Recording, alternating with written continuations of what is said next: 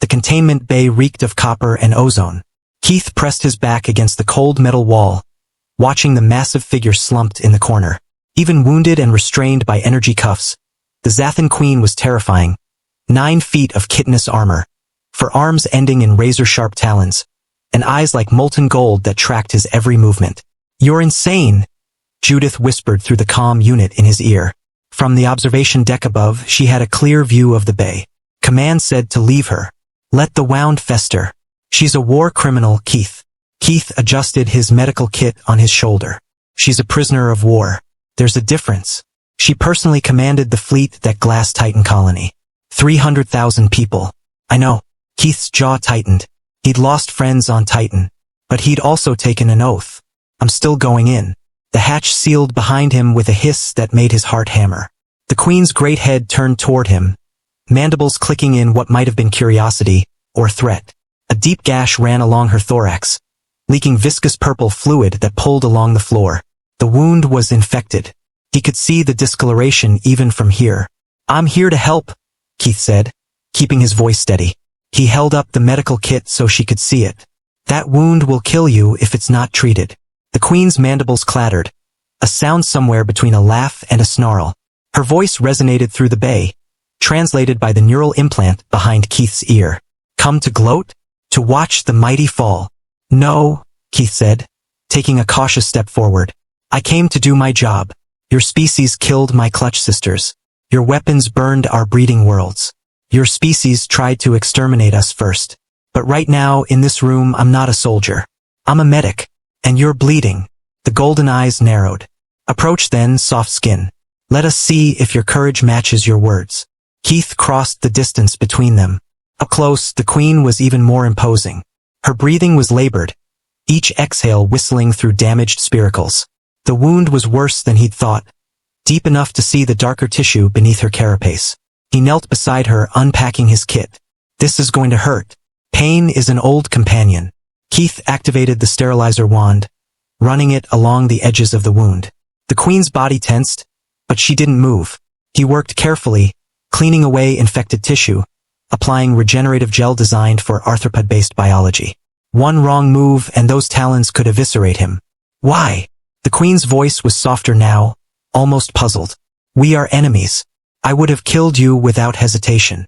Maybe that's why we're different, Keith murmured, focusing on the wound. He applied a biofilm bandage, pressing it gently into place. The Queen's head tilted, watching him with molten eyes. Then, without warning, one of her massive hands shot out and seized his wrist. Keith froze. Do that again, the Queen commanded. What? Keith's pulse hammered in his ears. The pressure, the gentleness. Her grip loosened slightly but didn't release. No one has touched me with anything but violence in 3 cycles. Do it again. Understanding dawned.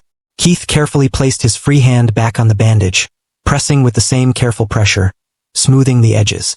The Queen's eyes half closed and a deep thrumming sound emanated from her chest, almost like a purr. It's called compassion, Keith said quietly. Taking care of someone, even when they're your enemy. The Queen tested the word. We have no such concept. The strong survive, the weak perish. That is the way. Not our way, Keith continued, checking the bandage's adhesion.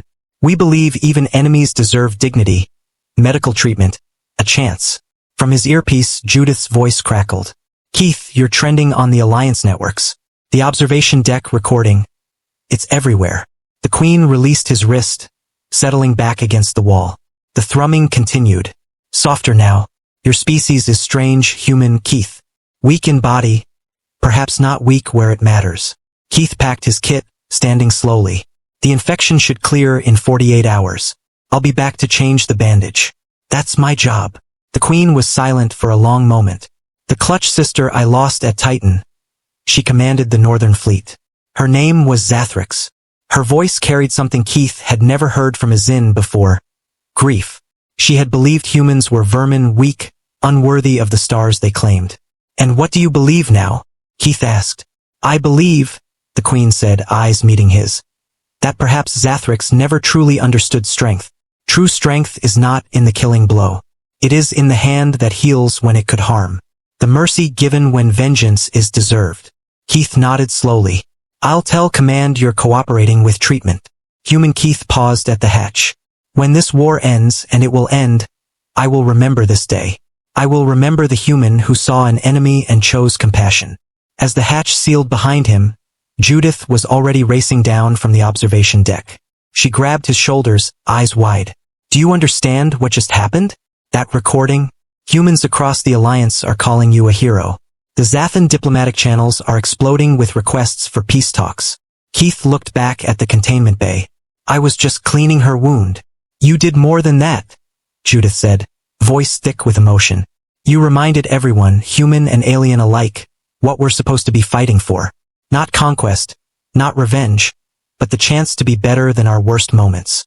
Through the reinforced glass, Keith could see the Queen still thrumming that strange purring sound, one massive hand resting on the bandage he'd applied. Sometimes he thought, the greatest victories aren't won with weapons. Sometimes they're won with compassion. Please follow my channel for more videos. One click from you can change my life.